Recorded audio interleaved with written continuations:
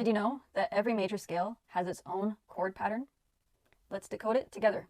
Okay, so if you've been following my lessons earlier this week, you know that the major scale follows its own pattern, but even chords related to a scale follows a pattern. This is another case where scale degrees comes in handy.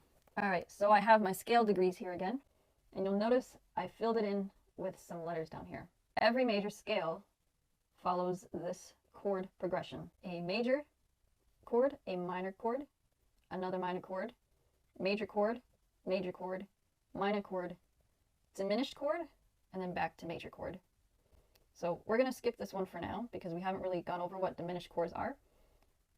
But we can now plug in what the right chords to play are if a song is in the C major key. So if it's in C major, you're going to hear the C major chord. Makes sense, right? If it's playing a 2 or 3 chord, it's going to be minor. So that's going to be a D minor or an E minor. The 4 and the 5 chords are major again. So that would be an F major chord or a G major chord. A is also a minor chord. B will be diminished, and then back to C for the major chord.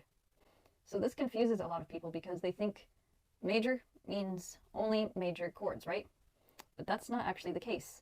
So if you follow this pattern, this will help you identify the right key to play in and make sure that you're always playing the right chord in that key. Let's do a brief demo of what that sounds like on the guitar. Okay, so if I was going to play the C major, the chords in sequential order, this is what it would sound like. C, D minor, E minor, F major, G major, A minor, B diminished, back to C. And there you have it. That is the chord progressions for every major scale explained. Make sure to save this video for future reference, and remember to keep on playing.